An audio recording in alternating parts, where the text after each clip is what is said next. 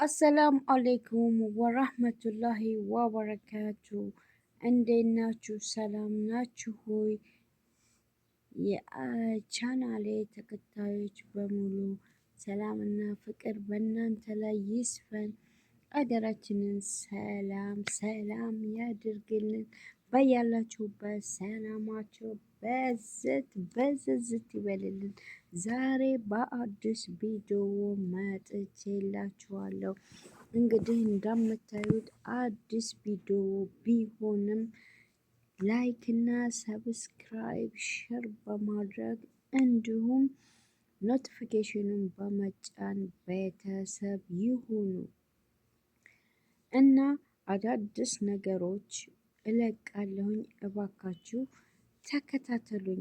እንግዲህ በፊት በነበረን ቻናሌ የምታውቁኝ ሰዎች ይህ ቻናል ሚዲያ ላይ ነበርኩኝ። አሁን ቻናሌ እባካችሁ ስለተበላሸ ሰብስክራይብ፣ ላይክ እያደረጋችሁ ተከታተሉኝ። እንደ አዲስ በአዲስ መልክ መጥቼላችኋለሁ። የትም ሳትሄዱ ተከታተሉኝ። እንግዲህ ዛሬ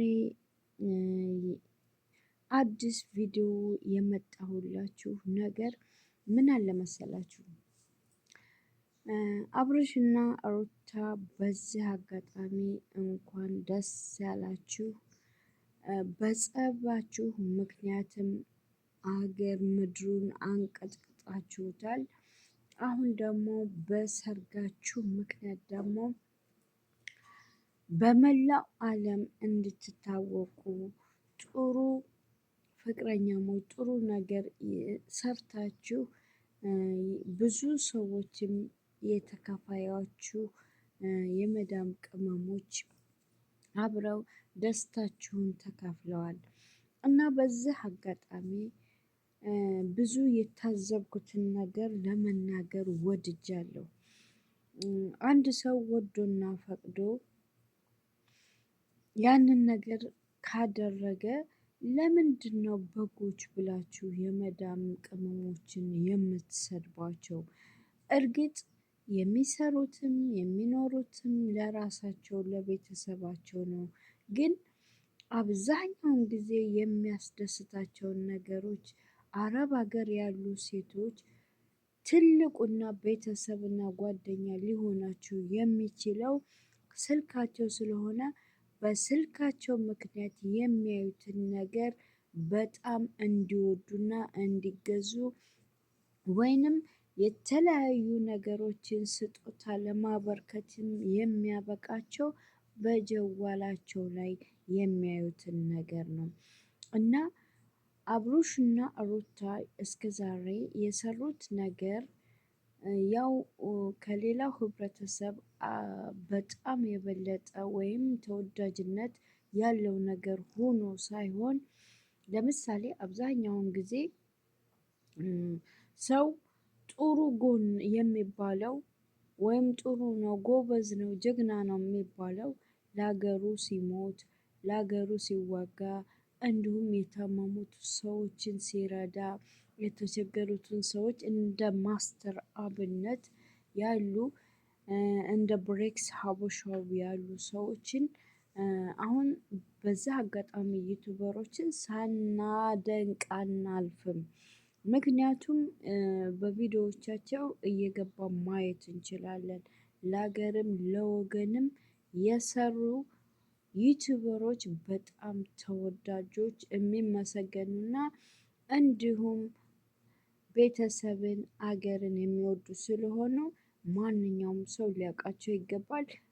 ትልቅም ቦታ አላቸው እና አብርሽ ግን እስኪ የትኛው ፍቅራቸው የትኛው ትምህርታቸው ነው? የትኛው ኑሯቸው ነው? የመዳምን ቅመም እርግጥ እነሱን ሰብስክራይብ ያደርጋሉ።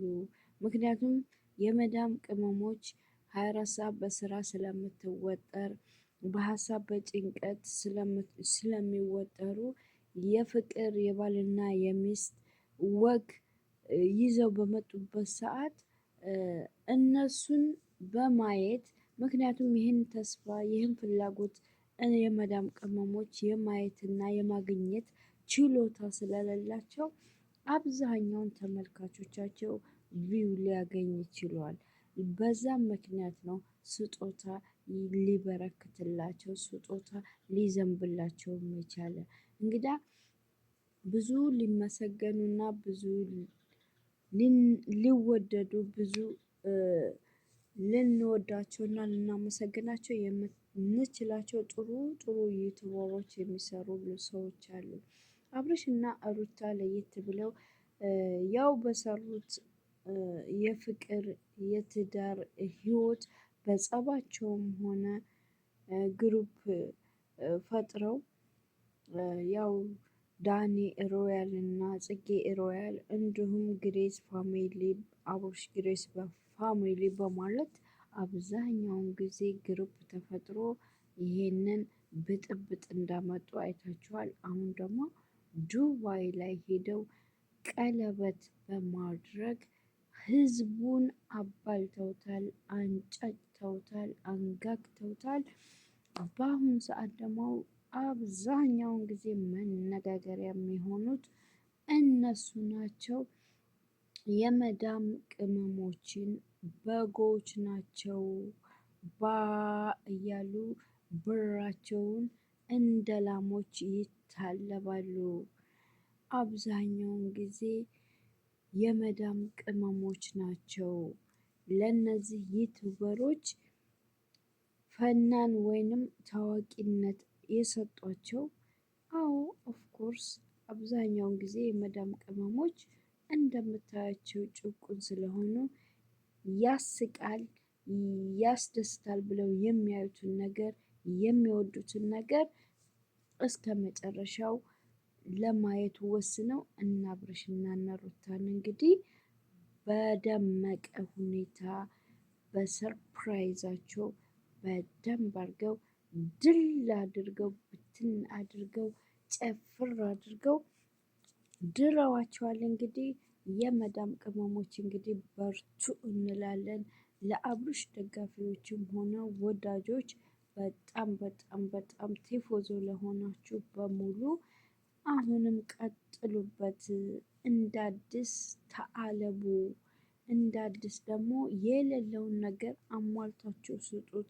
ምክንያቱም ሩታና አብርሽ የራሳቸውን ህይወት የራሳቸውን ደስታ የራሳቸውን ፍቅር ባጣጣሙ ቁጥር ሌላው እያጨበጨበና እያለቀሰ እያዘነ እንዲኖር ወይም ለነሱ ህይወት እየመራ ወይም እየተቆጨ ወይም እየሰጠ የሚኖር ሰው ካለ አሁንም መንገዱ ክፍት ነው፣ ቀላል ነው እላችኋለሁ።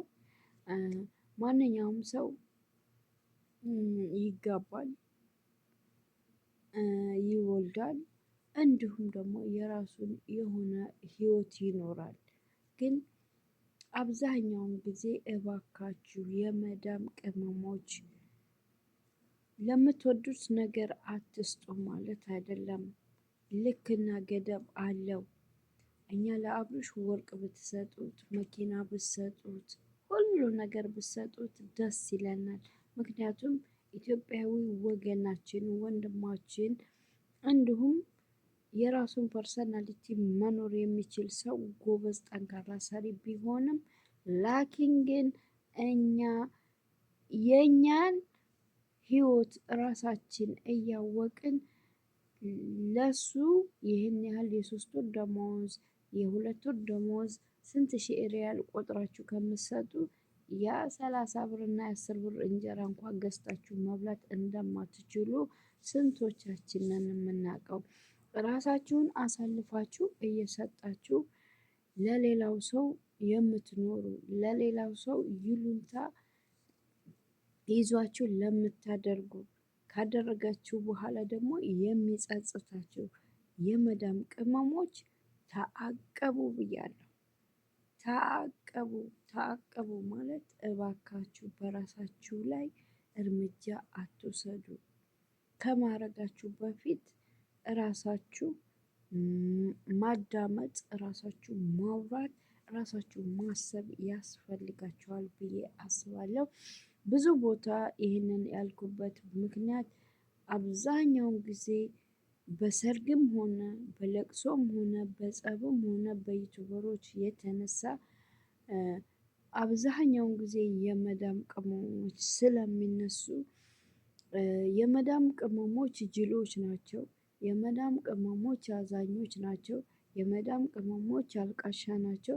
የመዳም ቅመሞች ገንዘባቸውን ለሰው ብቻ ነው የሚሰጡት፣ ራሳቸው አይጠቀሙበትም የሚባለው አብዛኛውን በሚዲያ ላይ የመዳም ቅመሞችን እንደማይረቡ ተደርጎ ስለሚወራ እውነትም ይህን ነገር በብዙዎቻችሁ እያስመሰከራችሁ ነው። እባካችሁ እያስመሰከራችሁ ነው። ለምትወዱት ወይም ለምትፈልጉት ሰው አትስጡ ማለት አይደለም። ይህን ጊዜ ለታዋቂ ዩቱበሮች ለዝና ላላቸው ሞልቶ ለተረፋቸው ሰዎች ከምታደርጉ እስኪ ስንቶቻቸው ናቸው ኢትዮጵያውያን ሕዝቦች ሊረዱ የሚችሉት? እና እባካችሁ የመዳም ቅመሞች በዛ አጋጣሚ አንዱ ሊያገባ ሌላው ገገማ ይላል። እየገገማችሁ ሰውን አታገግሙ። ገንዘባችሁንም አስገድዳችሁ አታውጡት። አላስፈላጊ ወጪዎችን ለመቆጠብ ሞክሩ። ስሜታችሁንም ነገር ለመቆጣጠር ሞክሩ። እርግጥ አይፈረድባችሁም። ብዙ ነገር ታግዳችሁ ብዙ ነገር እንዳታዩ ብዙ ነገር ተወጥራችሁ ያላችሁ ሰዎች አሉ። ደስታ የናፈቃችሁ፣ ሰርግ የናፈቃችሁ፣ አግብታችሁ መኖር የናፈቃችሁ ስላላችሁ እነሱን ባያችሁ ቁጥር እኔም ነገ ጧት እንዲህ አይነት ህይወት ከመዳም ቅመም ወጥቼ እንዲህ ይሆናለሁ ብላችሁ ስለምታስቡ ብዙ ጊዜ እና አብርሽን ሆነ ሌላዎችን ካፕሎች ሰፖርት ታደርጋላችሁ። ስለዚህ እንዲህ አይነት የአረብ ሀገር ሴት እየተባለ ስማችንን ባታስወቅሱ ጥሩ ነው እላለሁ። ለዛሬ ይሄንን ይዤላችሁ ጥሩ ምክር ይዤላችሁ መጥቻለሁ። በሌላ ጊዜ ሌላ ቪዲዮ እስከማመጣላችሁ እባካችሁ ላይክ፣ ሰብስክራይብ፣ ሼር ማድረጋችሁን እንዳትረሱ እንዲሁም ቤተሰብ እንድትሆኑ